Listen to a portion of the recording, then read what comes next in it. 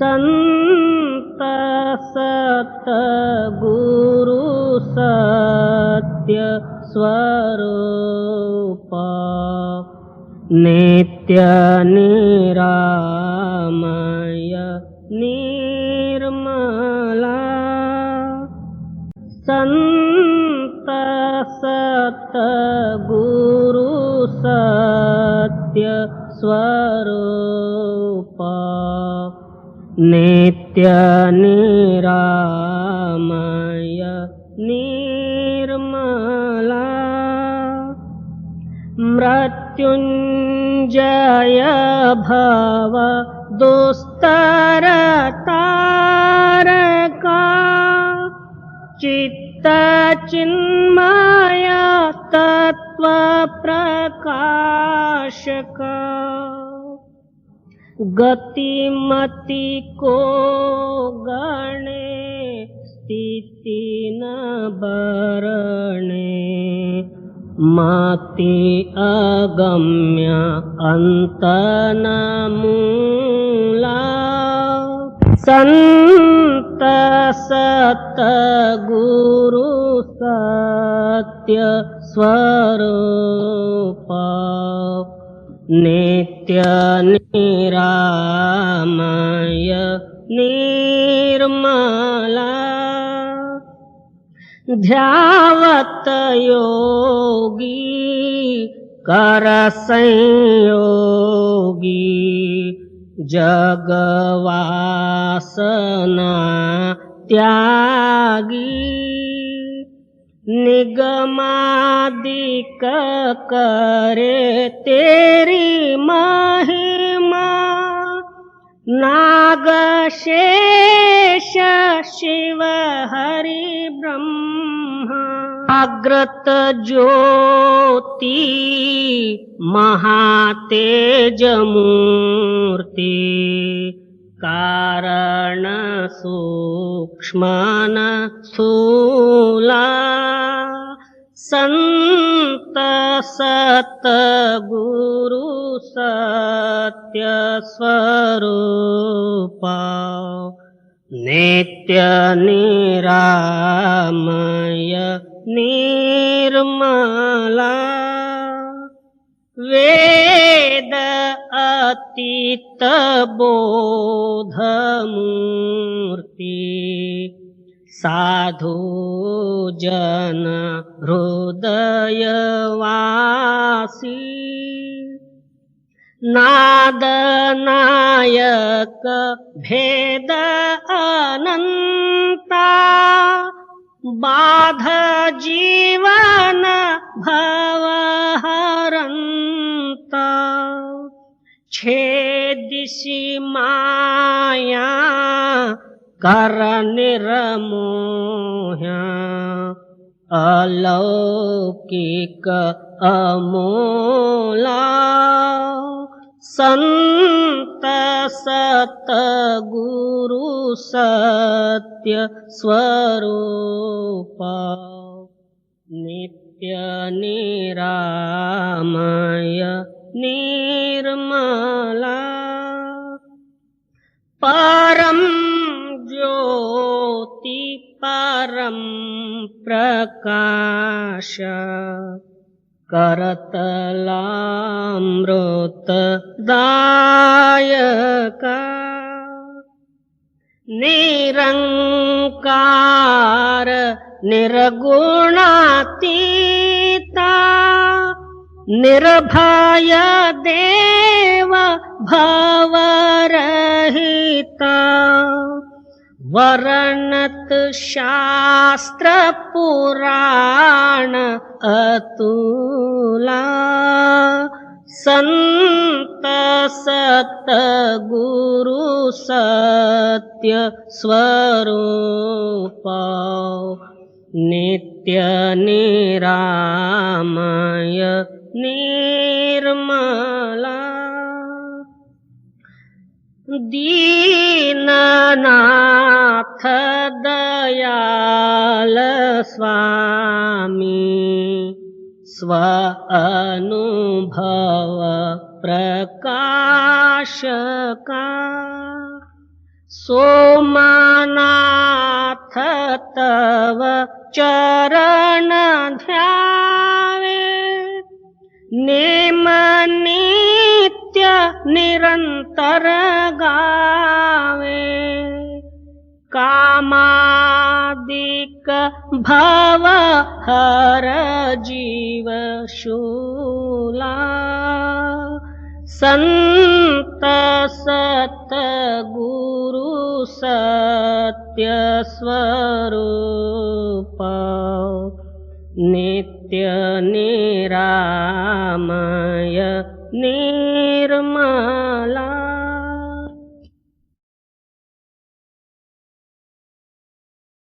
उनसे अपसुरत लगा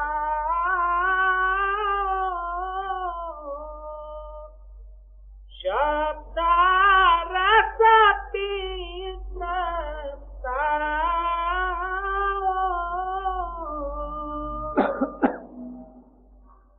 परम संत सद्गुरु हजूर राधा स्वामी जी की वाणी। आप फरमाते हैं, इस मन को अंतर्मुख लाने के लिए या ऊपरी धारा में मिलाने के लिए और अंत जो है सत्य या अनामी में मिलने के लिए एक ही मार्ग है। बाकी के जितने कर्मकांड, उपासना, नेम नित्यादिक हैं और जप तप आदि के साधन हैं या ज्ञान वगैरह योगादिक हैं, उसमें जो है मन का अंश रहता है। जप जो है कोई ना कोई हेतु लेके करना पड़ता और तप का भी वही सिद्धांत है, मेरे को स्वर्ग चाहिए, वैकुंठ चाहिए और फलाना मैं रिद्धि सिद्धि चमत्कार प्राप्त करूं। विश्वामित्रादि को जो है 7,000 वर्ष तपश्चर्या किए, फिर भी उनके अंदर में यही हेतु रहा कि मैं प्रति सृष्टि निर्माण करूं। और सच्चा परमार्थ का ये सिद्धांत है, हम अहंकार के अधीन होते हुए इस जन्म मरण रूपी दुख या 84 लाख जीव जनतादि की योनियों का भ्रमण कर रहे हैं। और हमको चाहिए क्या कि सारे ही आवरणों से दूर होना, जागतिक मन और शरीर आवरण से दूर होना। मगर इस शरीर अभिमान को और बढ़ाना या मन की ताकत को और बढ़ाना, फिर जो है मन और जो है शारीरिक सुखों को जो है चाहना, ये फिर भी एक तरह का बंधन ही है, अलग होने का ये उपाय नहीं। जब तक किसी न किसी तरह का हम अपने अंदर में चाह है, जहां आशा तहां बासा, जिस जगह में आपकी आशा बंधी जाएगी उस स्थान में आपको जन्म लेना पड़ेगा। जिस तरह जब तक जो है चावल धान के अंदर में है तब तक उसको उगना ही पड़ेगा। वही चावल को कूट काट के जो है चावल बना लो धान को, उस चावल को जो हो बो तो फिर नहीं उगेगा। इसी तरह आत्मा अब जो है हमारा शरीर रूप हुआ। किसी से ही पूछा जाए कि आप कौन होते हो, वो बोलेगा मैं मनुष्य होता।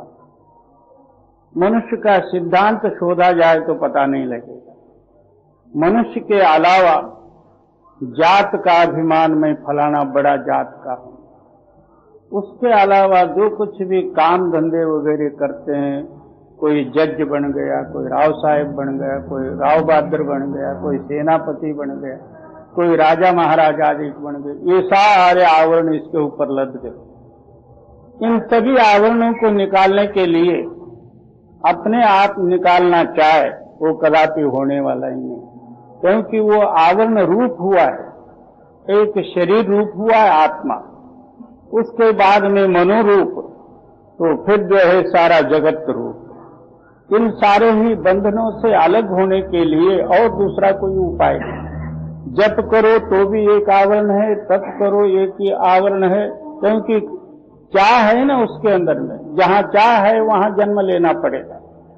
इसलिए स्वामी जी महाराज जी फरमाते हैं आपके अंदर में एक लातालक शक्ति है, उसको नाम कहो, धुन कहो, शब्द कहो, आकाशवाणी कहो। आप जो है विचार करके देखोगे तो वो आपको पता लगेगा इन सारे तत्वों में है और तत्वों से अलग भी है। जैसा पानी में शब्द है, पृथ्वी में हर एक पदार्थ में शब्द है, हम सारे ही जो कुछ भी व्यवहार शब्द के जरिए ही करते हैं। जहां शब्द बातचीत नहीं होगा वहां हमारा व्यवहार ही नहीं होगा। वायु में शब्द है और आकाश में शब्द है, उससे परे भी शब्द है, और शब्द कभी जन्मा नहीं, शब्द कभी मरा नहीं, जैसे का तैसा है। वो आपके इस शरीर के अंदर में वही जो है आत्मा, वही परमात्मा, जो कुछ भी कहो वो ताकत लेके आपका शरीर है। मगर सवाल पैदा हुआ कि हम लोगों को उस शब्द का ज्ञान क्यों नहीं होता और हमारे समझ में क्यों नहीं आती। तो इसका आवरण होने के कारण से, मैं मेरी के पर्दे से परे होने के कारण से, जब तक हमारी मैं मेरी दूर नहीं होगी तब तक वो धुनात्मक ध्वनि हमारे अंदर में प्रकट नहीं होगी। इसलिए गुरु नानक देव जी फरमाते हैं कि नौदर ठाके धावत रहाए, 10वें निज घर वासा पाए, उठे अनहद शब्द बजे दिन राति, गुरुमते शब्द सुनावनिया। गुरु करने का मतलब यही है, गुरुमत का धारण इसी कारण है कि हमारे मनमत को दूर करने के लिए या आवरण को दूर करने के लिए गुरुमत धारण करना है। तो वो जो है गुरु का सिद्धांत क्या है, दोनों नेत्र के मध्य भाग में जागृत अवस्था में मन का स्थान है और स्वप्न अवस्था में कंठ स्थान में आता है और सुषुप्ति अवस्था में हृदय स्थान में नीचे उतरता। जैसा जैसा मन निचले स्थान में आता उसी तरह जो है वो जड़ होते जाता है। जैसे जैसे ऊपरले स्थान में जाएगा वैसे वैसे चेतन होते जाएगा।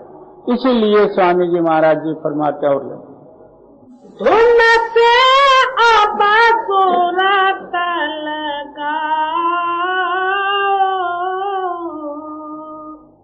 शब्द रस पितृता।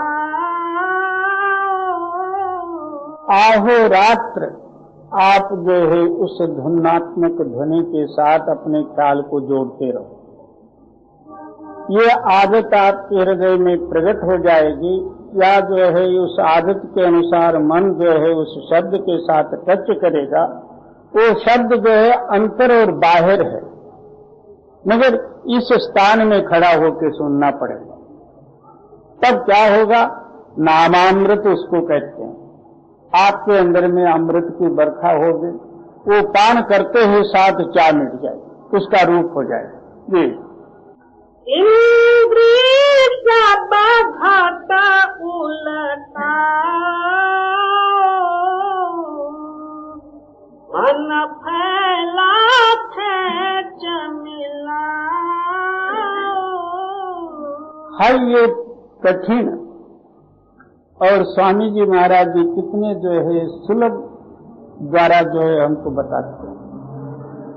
सारे इंद्रियों को अंतर्मुख कर ले। अब इंद्रियां अंतर्मुख हो जाए फिर मन जो है जगत में फैला हुआ है, हर एक पदार्थ का ये रूप बना है, और फैला हुआ मन को जो है अंदर कर ले। इंद्रिय और मन का स्थान जो है वहीं से होता है, क्या दोनों नेत्र के मध्य भाग में से। वहां चित्त को स्थिर करो तो फिर जो है ऊपर की शक्ति जो है आपके अंदर में प्रकट होगी, या उस शब्द के साथ आपका कनेक्शन होगा।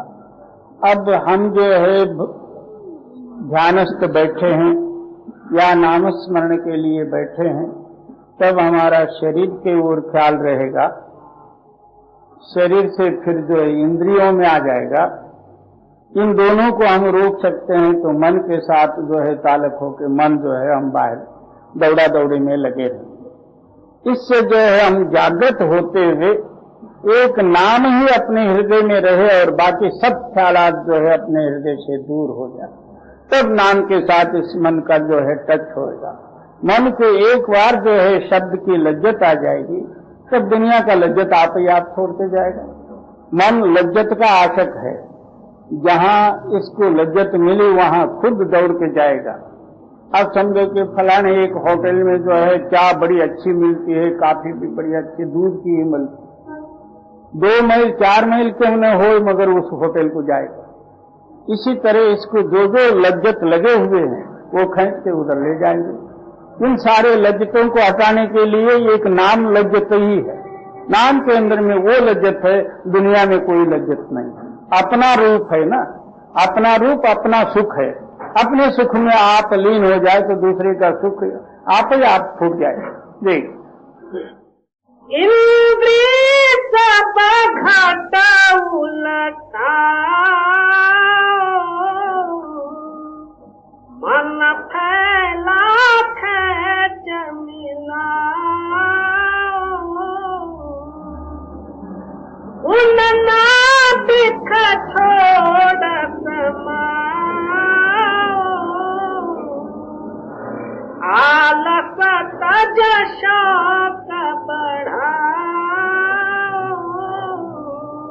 इतना जो है अंदर में लाए भी मन अंदर ही अंदर गुणानुवाद करने लग जाता। नाम ऐसा जपूं, ऐसा होगा, ऐसा करूं, यहाँ टिकाऊं, यहाँ से मन को हटाऊं, फलाना ऐसा वैसा जो है गुणानुवाद भी हो जाता।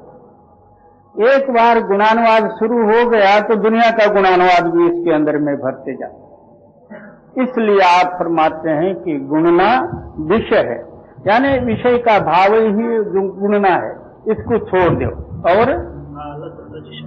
और उस टाइम में इन गुणानुवाद को भी हटाया तो नींद आ जाएगी या आलस आ जाएगी। आलस और निद्रा ये क्या चीज है? तो रावण और कुंभकर्ण है, उसको निद्रा और आलस कह दो, एक ही बात। वो जो है रावण हटा तो कुंभकर्ण आएगा, कुंभकर्ण हटा तो रावण आएगा।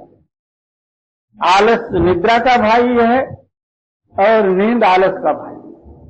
पहले आलस तैयार हो जाएगा, वो अंदर ही अंदर आपको कहेगा देखो अभी तो रात बहुत,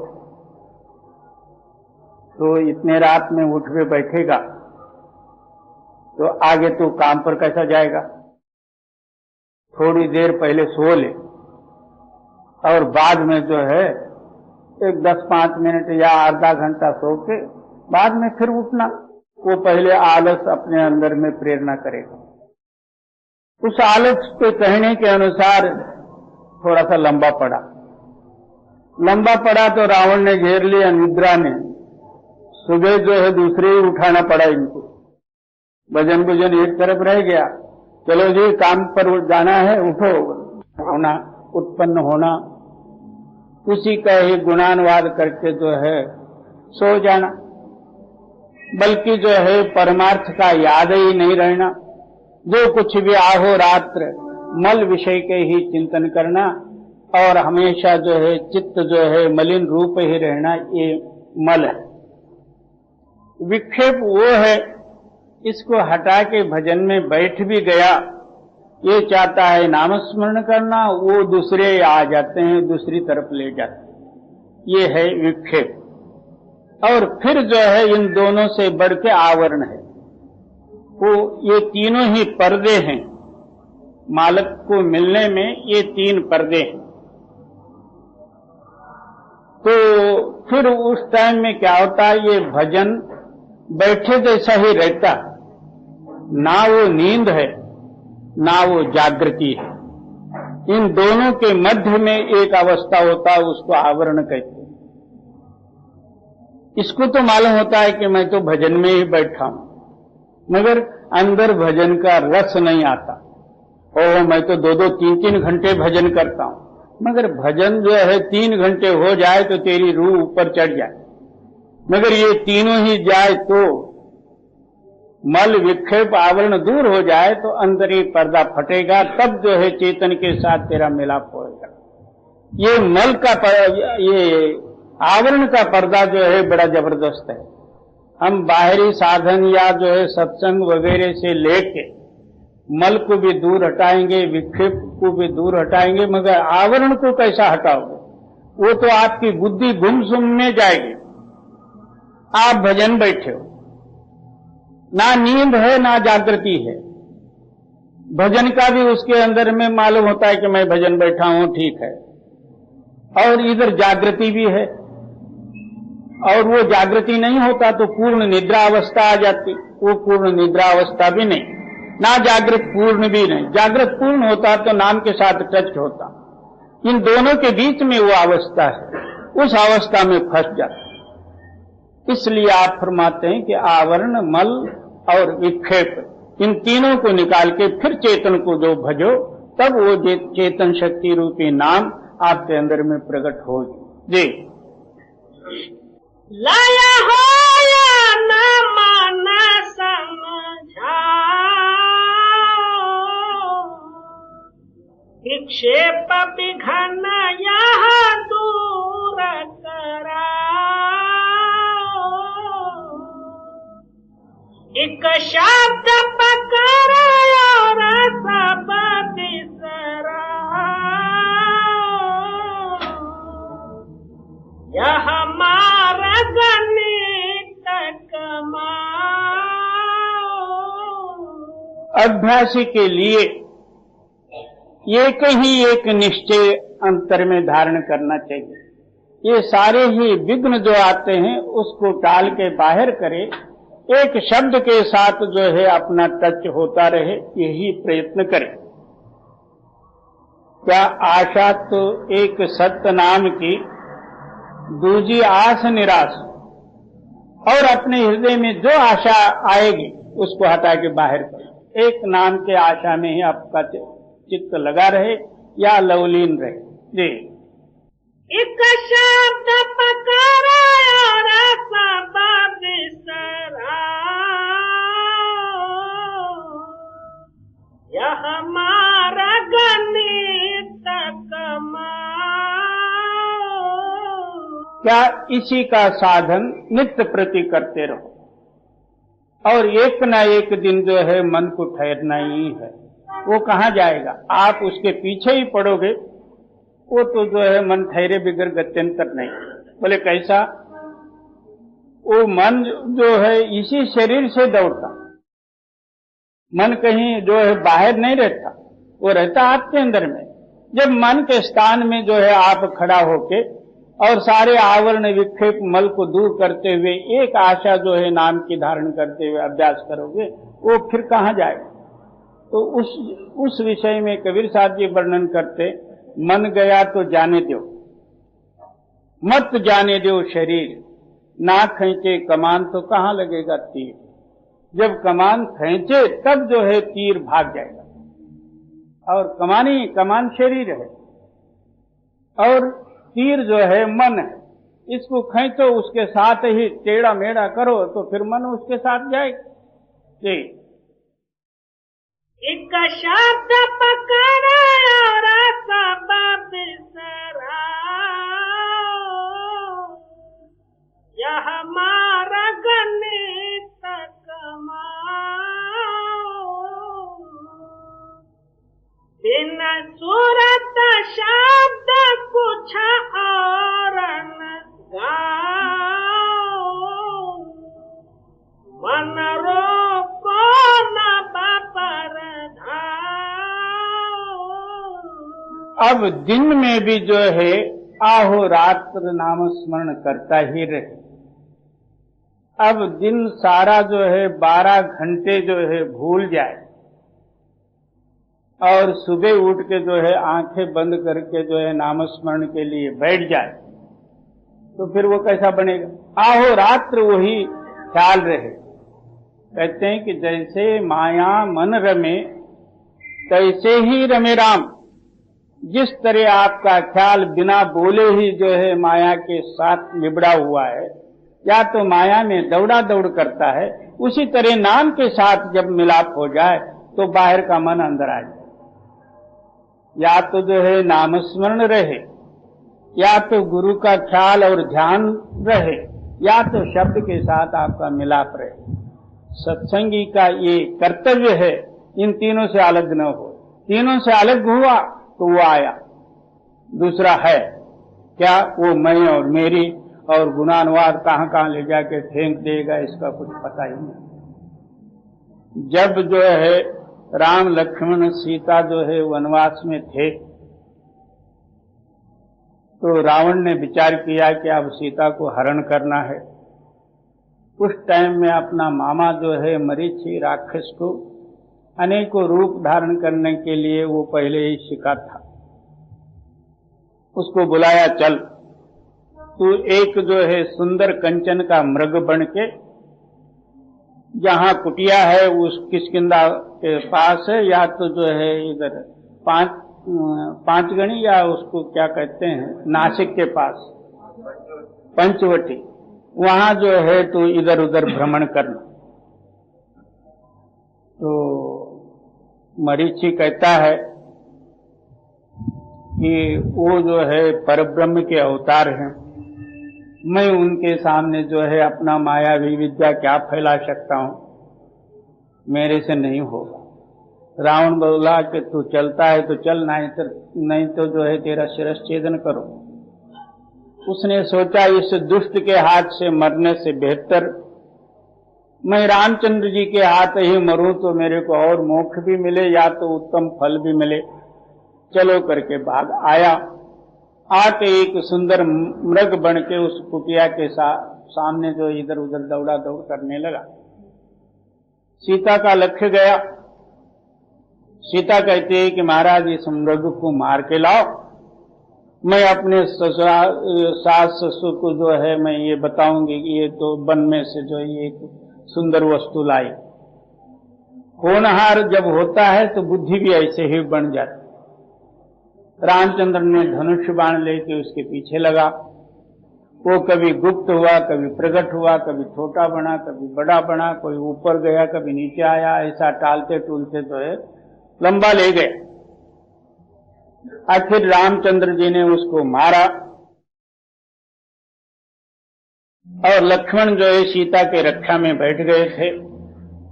मरते मरते उस राक्षस ने ऐसा चिल्लाया कि हे लक्ष्मण, मेरे को राक्षसों ने घेरा है, तू जल्दी भाग के आ। कितना कह के वो मर गया। वो आवाज जो है सीता के कान में पड़ी। सीता कहती है कि जाओ, तो रामचंद्र जी के ऊपर ऐसा ऐसा संकट पड़ा है, आप जाओ।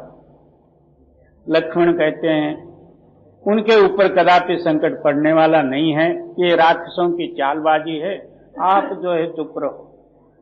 तो सीता ने उसको एक जो है कटु वचन बोल दी, तो इनको गुस्सा आ गया और धनुष बाण लेके निकले। जाते समय में लक्ष्मण ने क्या किया, बाण से जो है उस कुटिया के सामने 3 लकीर मारी। इन तीनों लकीर के बाहर नहीं जाना। तो इस तरह कह के वो चला गया। इतने में वो रावण वेशधारी साधु का वेश धारण करके वहां भिक्षान दे करके आया। आते ही साथ भिक्षा देने लगी तो बोला कि नहीं, हम बंदित भिक्षा नहीं लेते, आप बाहर आके दे दो। तो भी जो है बाहर नहीं आई। जिसने जो है कासाविश हो के भूख के मारे जैसे तड़पड़ाते हैं, इस तरह तड़पड़ा के जमीन पर गिर पड़ा। तब सीता जो है तीनों रेत लकीर जो है लंग के बाहर जाके देने लगी। इतने में उठा के ले गए।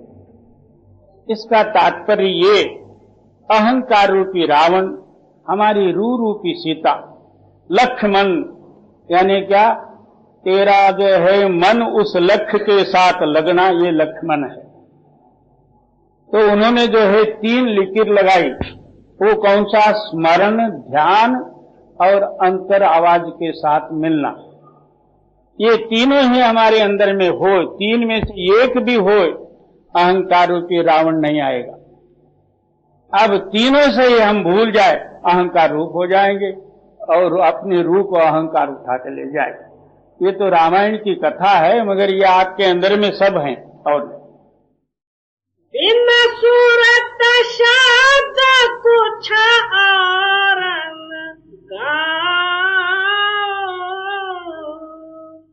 मन रोको न भपर क्या भक्त जन जो है अपने हृदय के अंदर में आहो रात्र यही पक्व ख्याल रखे कि सुरत और शब्द के याद के सिवाय दूसरा कोई अपने हृदय में न लावे, और दिन में काम धंधा करते समय में वो ख्याल न रहे तो नामस्मरण रहे, नामस्मरण न रहे तो गुरु का ध्यान रहे, ध्यान भी न रहे तो आवाज के साथ अपना ख्याल मिला रहे। तो सवाल पैदा होता है कि जो हम काम करते समय में इसमें लगे रहेंगे, हमारा काम कैसा बनेगा? आगे जो है पकते पकते अंतर बाहर शब्द ही शब्द होगा। अब जिस स्थिति में आप काम करते हो उससे भी जो आगे जो है उल्लास, उम्मीद और डबल काम होगा। मगर पहले कुछ दिन जो है कठिन पड़ेगा, पड़े तो भी जो है आप नामस्मरण रहे तो कोई काम में हर्जा नहीं होता। जी पर भी सूरत जमाओ, दिल कर दल सहस खुलाओ। तिल कहते हैं कि दोनों ही नेत्र के पीछे एक स्वयं प्रकाशमान ज्योत है आपैया। उसी प्रकाश का ताकत जो है अंतस्करण लेके ये क्रिया कर रही। आप उस स्थान में चित्त को स्थिर करो, आपके रोम रोम प्रकाशित हो जाएंगे। जब प्रकाश हुआ कि आपके हृदय के सारे अंधकार मिटा, आप उसी प्रकाश में मिलते हुए सहस्त्र दल कमल में पहुंचे। वो जो है कमल इतना प्रकाशमान है जिसकी महिमा नहीं। जी दिल पर भी सूरत जमाओ, दिल कर दल सहस खुलाओ। जहाँ ज्योत निरंजन पाओ, फिर शब्द ही शब्द समाओ। इसी का नाम जो है ज्योत निरंजन है, और उसके आगे जो है शब्द का आधार मिलेगा, उसमें मिलके ऊपर चल। जी चढ़ का नाल में आओ, गढ़ त्रिकुटी फतह कराओ। उसी आवाज में मिलके बंक नाड़ी में प्रवेश करें। बंक नाड़ी का मतलब ये है कि रूह का जो है पहले ऊपर चढ़ना, फिर नीचे को आना, फिर ऊपर चढ़ना। इस तरह जो है उस नाड़ी को पार करते हुए ब्रह्म स्थान या ओंकार स्थान में पहुंचो। जी सुन में धस खेल खिलाओ, वहाँ का भी शब्द जगाओ।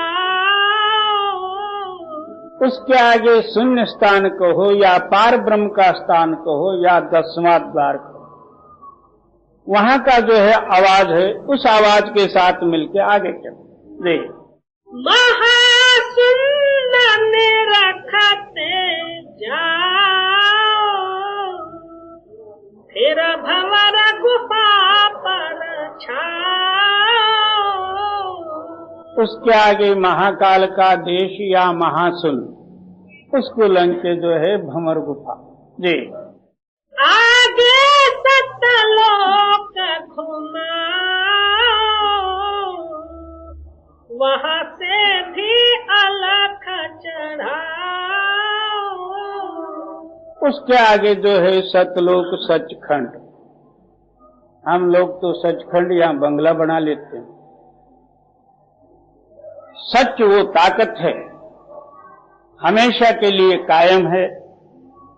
अभी भी हम जो है हर एक बात में कहते हैं कि आप सच बोलो, इससे सिद्ध हुआ कि सच है। हमारे को नजर भी न आवे तो भी जो है हम हर एक बात में जो है कहते हैं कि सच कहो सच। ख्याल में है वो सच का रूप और अनुभव तो नहीं है, मगर सच है। कोई ये नहीं कहता कि तुम ब्रह्म कहो या पर ब्रह्म कहो, क्या कहते हैं कि सच कहो।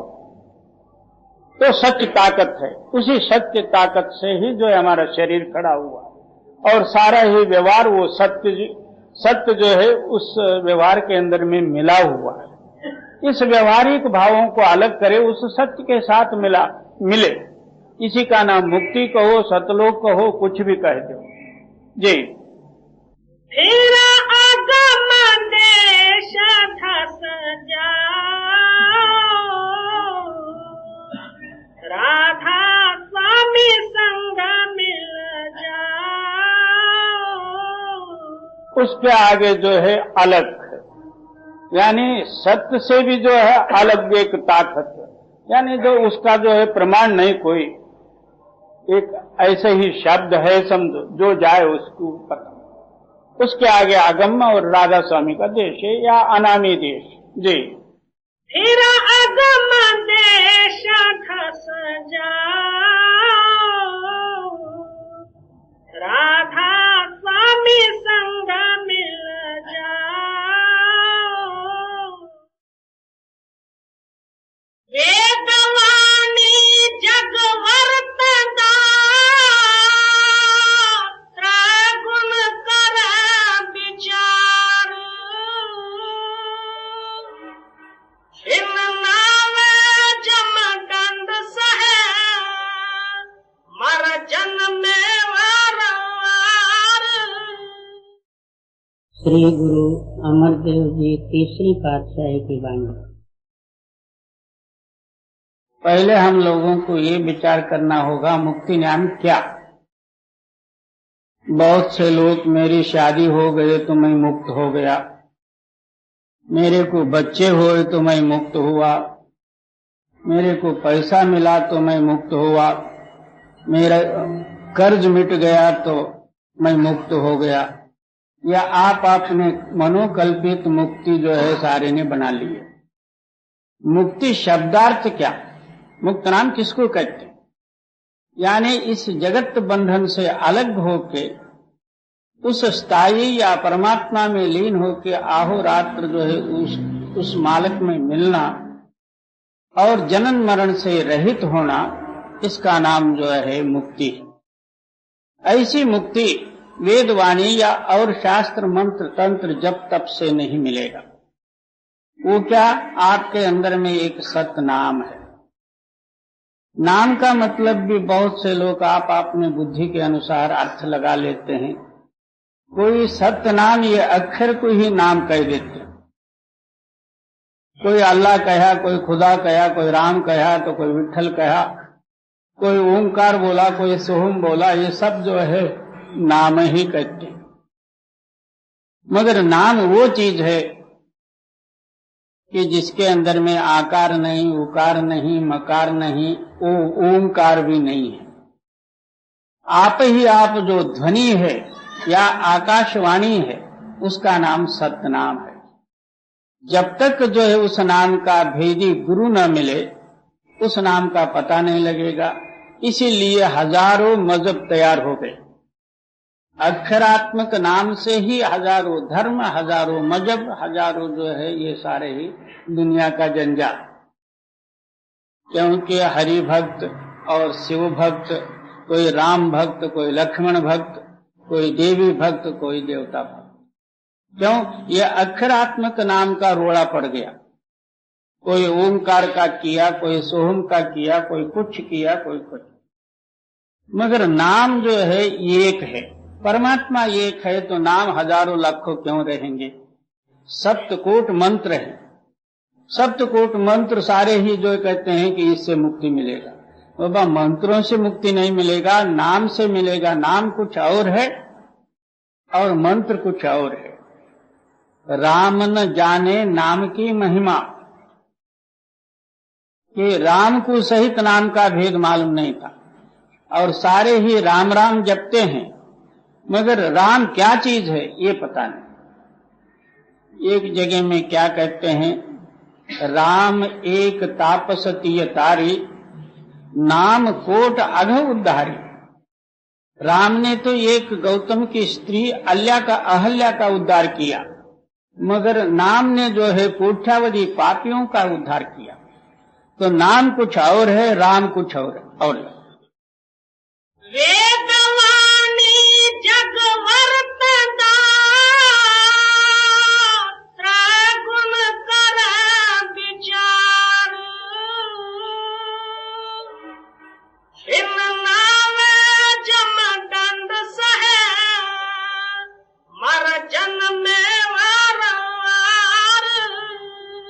जब तक नाम की प्रगटता ही नहीं होगी तब तक इसका जो है माया मोह बंधन नहीं दूर होगा, तब तक जनन मरण रूपी चक्कर मिटा नहीं सकता। जी सतगुरु फेटे मुक्त होए पाए मुख द्वार। अब सवाल पैदा हुआ कि नाम कहाँ से मिलेगा, तो पूरे सद्गुरु से। आजकल जो है गुरुओं की संख्या चेलों से भी बढ़ के है। चेले थोड़े मिलेंगे मगर गुरु बतेरे मिलेंगे। दो चार बातें इधर उधर से किताबों का पढ़ लिया, या तो कोई पुराणों का हिस्ट्री पढ़ लिया, तुम कौन है तो मैं गुरु हूं, बड़ा गुरु। इसी तरह पिछले हिस्ट्रियां और वेद शास्त्रों का वाक्य बोलने का या जो है और जो है कथन करने का नाम गुरु नहीं। गुरु एक ताकत है, गुरु आदमी नहीं, या कोई मठदारी या स्वामी और गुरुद्वारे का भाई भी नहीं। गुरु एक ताकत है। गुरु वो ताकत है, उस मालिक के रूप में कह दिए तो हर्जा नहीं। दुनियाई ख्यालों को हमारे हृदय से हटाना और अंतरूणी भेद देना और मालिक के साथ मिलाप करने वाली जो पावर शक्ति है उसका नाम गुरु है। शब्द गुरु और सुरत चेला, शब्द का नाम गुरु है। जब तक जो है वो ताकत नहीं मिलेगी, यानी पूरे सद्गुरु नहीं मिलेंगे, तब तक शब्द का भेद नहीं मिलेगा। शब्द का भेद भी मिला, भेदी गुरु न मिले, क्योंकि कोई नाम लिया तो इधर चेला बनाया, उससे भी कुछ नहीं बन सकता, क्योंकि अपने अंदर में ही नहीं तो दूसरे को क्या देगा। गुरु वो ताकत है, आज से लेके अंत तक शिष्य के नाल चले, यानी संग चले, इसका नाम जो है गुरु है। और सतगुरु फेटे मुक्त होई पाए मुख द्वार। क्या पूरा सद्गुरु मिले? जिनको सतगुरु मिलिया तिनका लेखा निबड़ा। जब पूरा सद्गुरु मिला तो फिर क्या लेखा जी। मन रे सतगुरु सेव समाई, मन रे सतगुरु सेव समाई, बड़े भाग गुरु पूरा पाया, हर हर नाम धियाई। अब शिष्य को कैसा होना चाहिए? कहीं भी जो है एक कड़ी भी जो है शंका उठने नहीं देते। अब नाम का सिद्धांत, गुरु का सिद्धांत, अब शिष्य कैसा होना चाहिए कि हे मन, तेरे को सच्चा परमार्थ की जरूरत हो तो अन्य भाव से जो है सेवा स्वीकार। सेवा का मतलब ये है कि हमारे जो है तीनों आवरण दूर होना, यानी तन का, मन का और माया का। ये तीनों ही जब जो है दूर हो जाए तब वो सेवा कर सकता, उसी का नाम जो है शिष्य है। जब तक इस सेवा के काबिल नहीं तब तक नाम का ये ग्राहक ही नहीं। नाम के वास्ते यही उसका कीमत है। क्या? तन मन धन से जो है गुरु के शरण में जाना अर्पित करते हुए। और मन रे सतगुरु सेवा समाई, बड़े भाग गुरु पूरा पाया, हर हर नाम ध्याई। ऐसा शिष्य होना भी बड़ा भाग्य है, और ऐसे शिष्य को ऐसा गुरु मिलना भी बड़ा भाग्य है।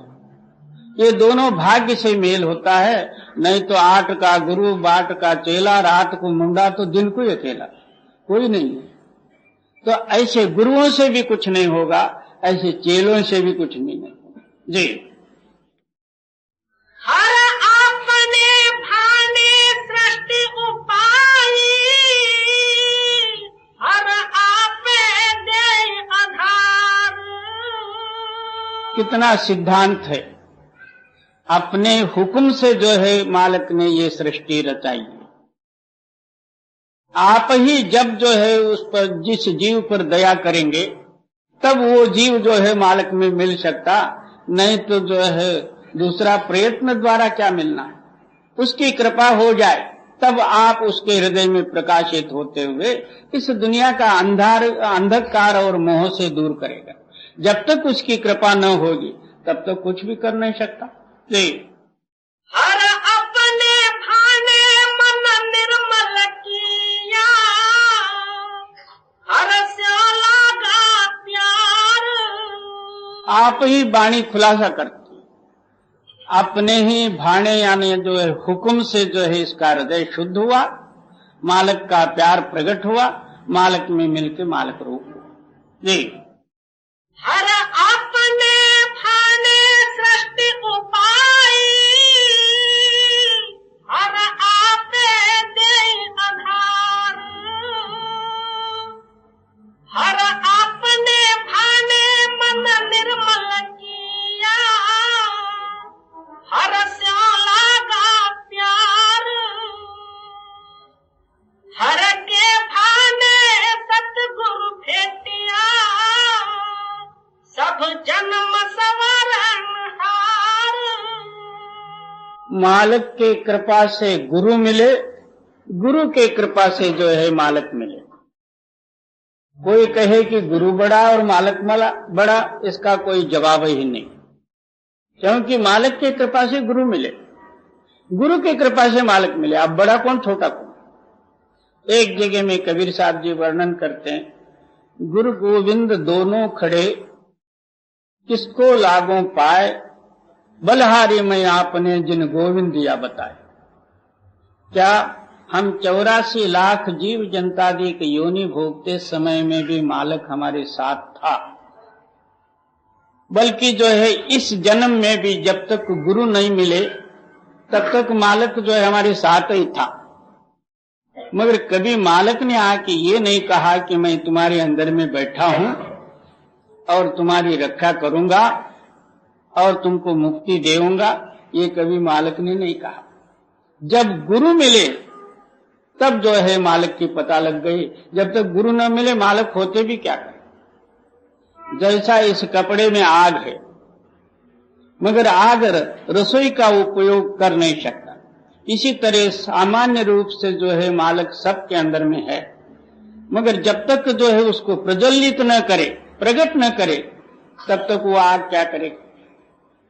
इसी तरह हमारे अंदर में मालिक है, ये सबको पता है, मगर पंचभूतों में मिलकर उसका रूप हुआ।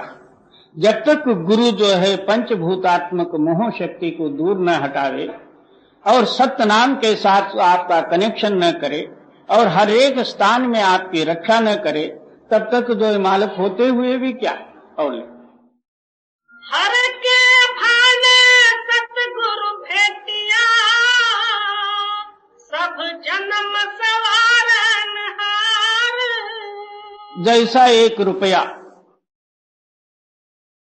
तो दोनों तरफ जो है अच्छा हो तो जो है बाजार में चल सकता, और एक कहीं नुक्स हो किसी तरफ तो वो रुपया चल नहीं सकता। इसी तरह गुरु और मालिक ये दोनों एक ही शक्ति है जी।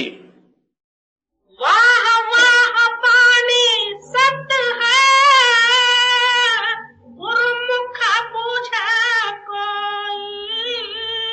आप ही सिद्धांत देते हैं कि हे मालिक, सदगुरु की वाणी सत्य है, मगर उस सत्य वाक्य को समझे कौन? गुरुमुख। मनमुख तो उसको समझ नहीं सकता, मन के अंदर में अपने विचार में ले लिया, विचार करते रह गया, तो मन माना नहीं, तो फिर इसने समझना क्या? गुरुमुखों के वो समझ में आती है, और गुरुमुखता ही बड़ी ऊंची हस्ती है। गुरुमुख कोट उदारदा दे नामे एक कणी। जी वाह वाह कर प्रभु सलाहिया, जिस जेवद और न कोई। तो क्या कहते हैं? वाहे गुरु का मतलब यही है, हे सदगुरु तू बेअंत है, तू तारीफ के लायक है। वहा अहोरात्र जो है गुरु की महिमा अपने हृदय में धारण करते हुए तू नाम स्मरण करेगा, तब जो है मुक्त होने में कोई संदेह नहीं है। और गुरु ने कहा एक, चेले ने माना एक, तो फिर क्या हो? जी वाह वाह पानी सत्य है, गुरुमुख बूझे कोई। वाह वाह कर प्रभु सलाहिया, इस जेवद और न कोई। आपे बख्शे मेल लगे, कर्म परापत होई। कहीं जो है संदेह नहीं रखती वाणी। हमारी समझ ऐसे ही हो तो फिर उसके लिए कुछ भी नहीं। क्या कहते हैं? और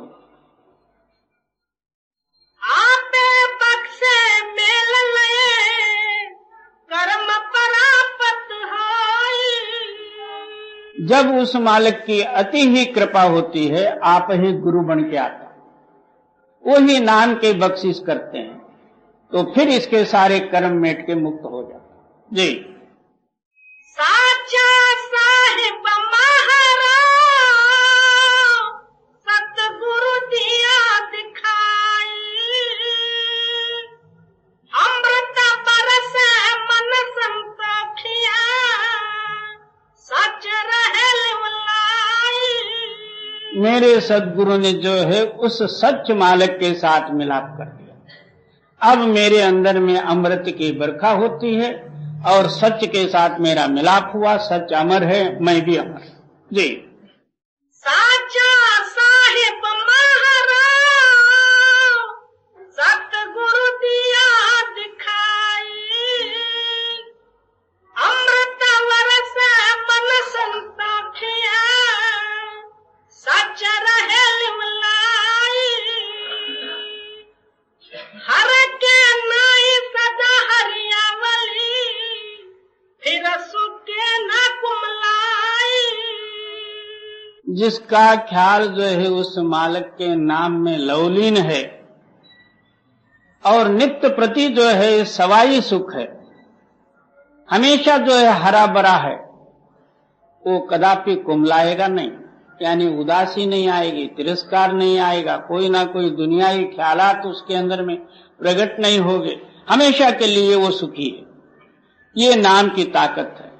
नाम लेने से ये नहीं मिलता, नाम की कमाई करने से मिलती, नाम प्रकट करने से नहीं मिल जाती। नाम लेने वाले तो बतेरे होंगे, लाखों होंगे, मगर वो आप ही कहते हैं कि कोटन में कोई भजन राम को पावे, लाख का भी नहीं हिसाब। नाम वो ताकत है। नाम लेने से क्या हुआ?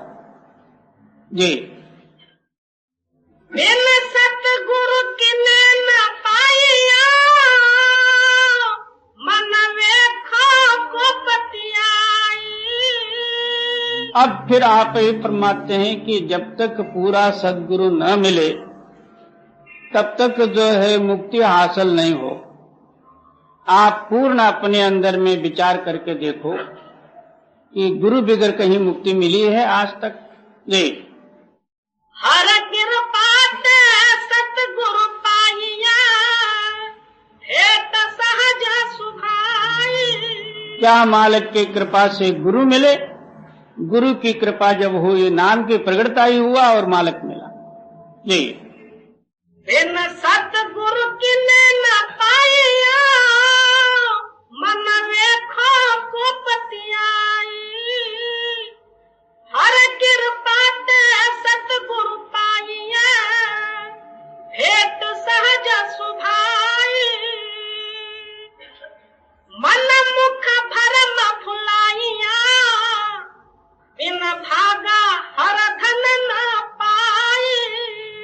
इस रहस्य को नहीं समझते हुए मनमुख जो है इस गति का विचार नहीं किया, अपना मन और बुद्धि के अनुसार जो है इसने परमार्थ स्वीकार लिया और ऐसा हो गया उसका मेहनत जैसा जो है पहाड़ को पत्थर ढोया।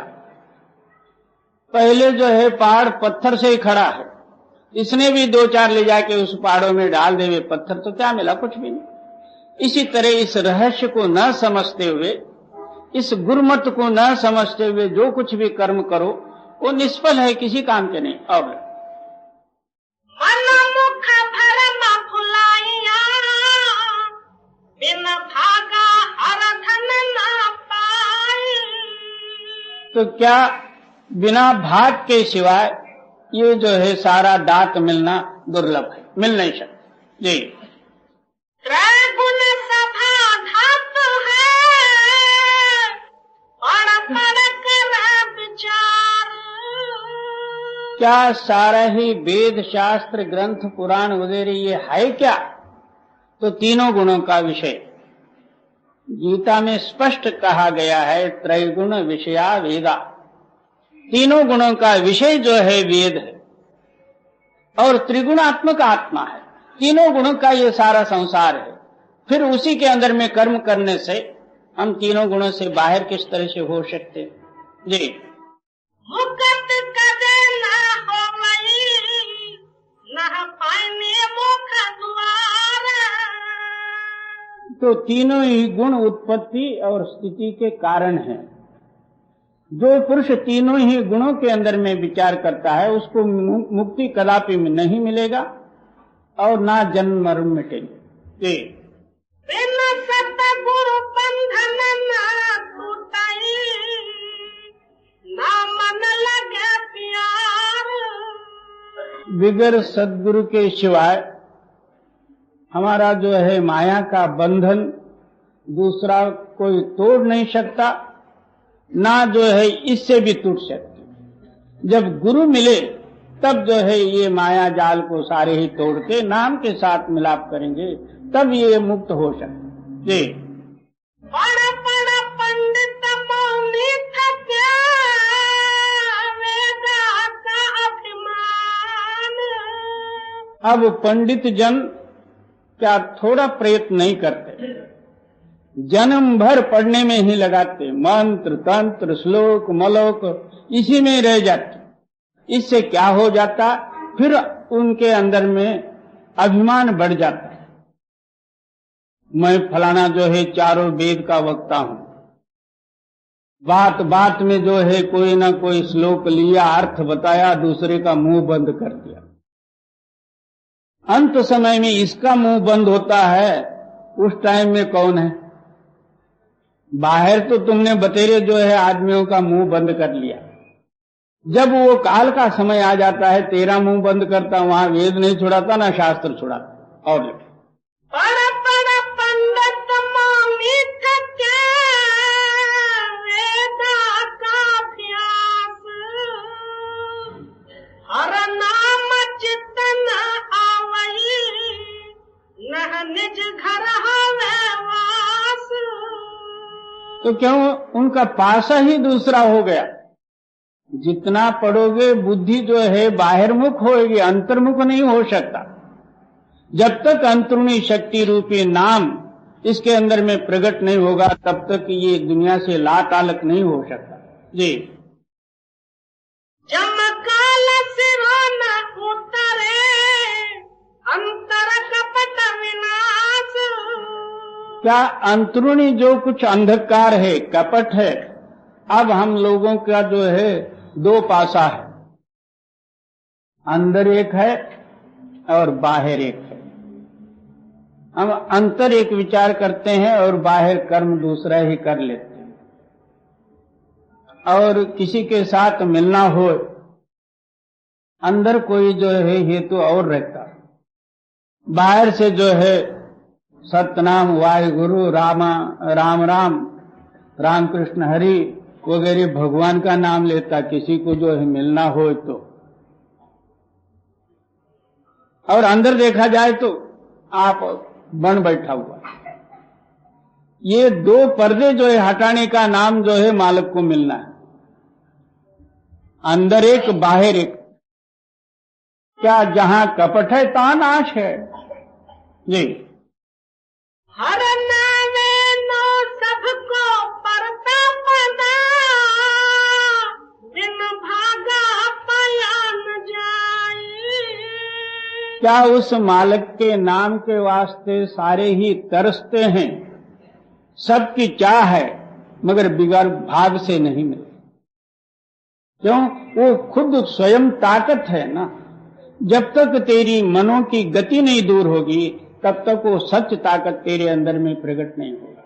वो बुद्धि द्वारा नहीं मिलेगा और किसी को फंसाने से नहीं मिलेगा, जबरदस्ती नहीं मिलेगा और मांगने से नहीं मिलेगा, चोरी करने से नहीं मिलेगा। वो तो स्वयं ताकत है। तेरे अंदर के सारे ही कपट गुण चले जाए, हृदय साफ निर्मल हो जाए, तेरा मुख दिखेगा या मालिक प्रकट होगा जी।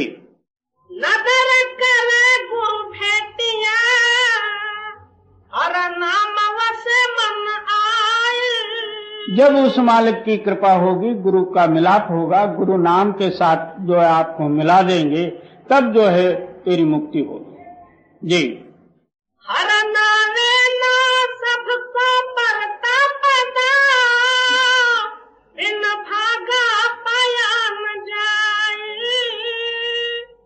नदर करे गुरु भेटिया, और नाम वसे मन आए। नानक नामे ही पत उपजे, हर स्यो रहा समाए। कहते हैं नाम से जो है तेरी पथ है और नाम से मुक्ति है। नाम ही तत्व वस्तु है। तो उस नाम के आधार पर जो है तू अपना जीवन बना ले, तू जीते जी मुक्त है ये। नानक